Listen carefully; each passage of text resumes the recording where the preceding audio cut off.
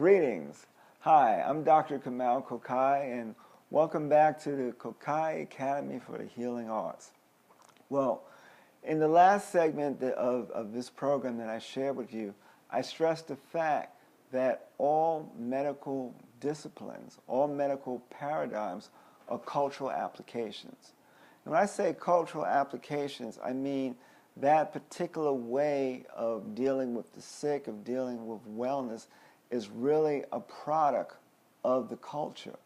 And when I say a product of the culture, in part and most importantly for us, we're talking about how do people live in the world? How do people embrace reality, or what is the reality that they actually create? Such that based on whatever cultural attributes are there, people will tune in to different aspects of reality.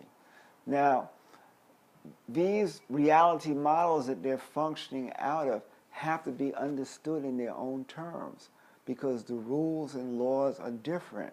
Example, Chinese medicine and allopathic medicine, right? They have just different ways of thinking that have to be judged on their own terms. But what's actually happened in the West, while the West won't, in many instances, respect the medical models, they're saying, well, ours is scientific and this is whatever, right? They will respect physics.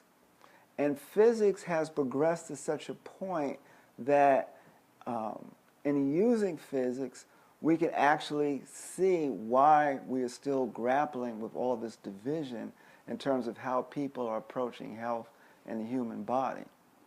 So what I mean by that is that according to your culture, it allows you to focus in on a particular part of reality such that there are certain senses or certain aspects of that reality that are really being focused on. For instance, in the West, the dense part of the body, the very mechanical tissue, biochemical basis of the body is a hallmark of understanding. Right? In Chinese medicine, in order for Chinese medicine to have developed, at some point, somebody was so tuned into electromagnetic energy that they could feel all the points. And then if you were to think of traditional African medicine, where basically a person has to be psychic in order to practice or be attuned into dreams, then they're going to be they're tuned in to a whole different level of this vortex.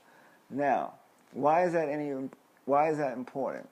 It's important because we want to have some common ground in understanding how these different systems fit, where and how they can be used. Let me present 3 cases to you. The cases are all cases of hives. Right? Everyone's seen a hive, has had a hive. They're all cases of hives. And I want to tell you the 3 different ways or the 3 different levels that these cases were approached on, that it just happened to be relevant for those cases. So in the first case with the patient with hives, it turns out that they have a yeast condition. It's an overgrowth, right, of an organism that's there because there's an imbalance in the flora. So as a result, the toxins from this yeast have somehow caused the person now to have chronic hives. So when I biochemically treat that with a drug or medicine, that goes away and you do something to balance the flora. So we understand that because that's the closest to, I would say, a Western or allopathic approach to healing this. Then the second case with hives. In this case, what I did was touch different alarm points on the body to see what organ systems were weak. Right? So I already had a sense for what was going on in the body.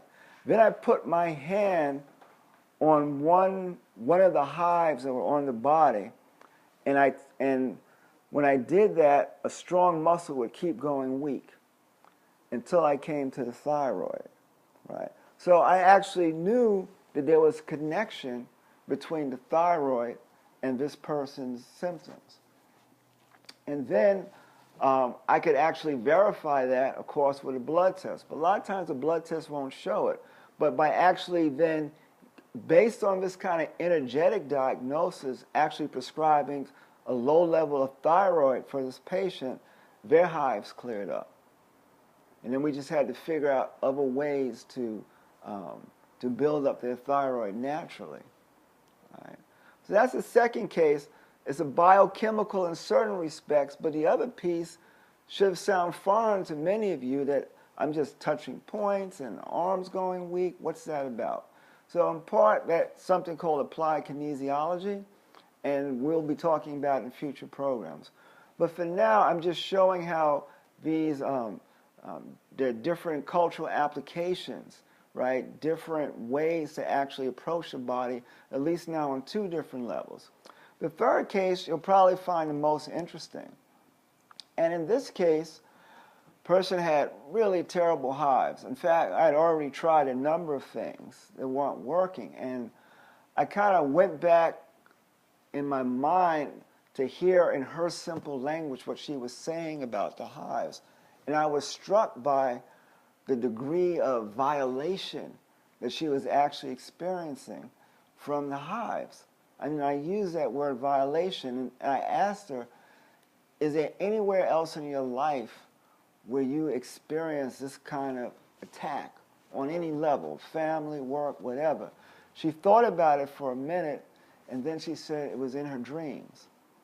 In her dreams, she saw people in another room, right? And some guy is opening up a book, and snakes are falling out, and they're just biting her. And she tells me she has a lot of dreams where she's gone through snakes, and they're biting her. And in terms of the level of terror and assault and violation, this seemed to correspond to what she was feeling. Now, that information from her dream was actually a communication that at least came across to me that there was a particular homeopathic medicine that she needed. And that homeopathic medicine was actually made from a snake. It's from a snake, but it's a snake.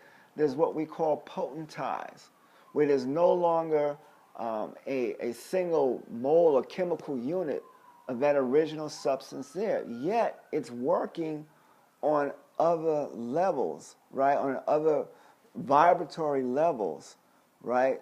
That may be within this electromagnetic field, or maybe it's part of some submolecular or nuclear forces, but there's something else that's going on there that these medicines are interacting with, because that patient's problem cleared up. And this is not an unusual story for homeopathy.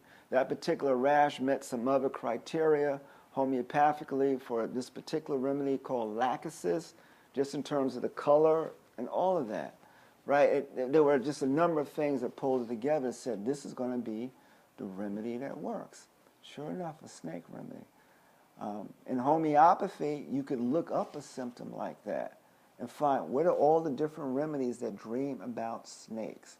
One of the interesting things that occurred with this patient is that after her rash cleared up, she would actually have dreams where there were snakes, but the snakes would part as she would walk through them, right? This is all in her mind and her perception, but her perception becomes important to me in this kind of medicine. So what I'm bringing up is that it's the level of awareness and where consciousness is focused on within and even beyond this electromagnetic spectrum that can really determine how healing takes place, right? How a diagnosis is made. And of course, we're going to have more to say about these particular disciplines. I want to continue to weave in cases along with some of the science and at least some of my thinking behind it. So thank you again for joining me, and be well.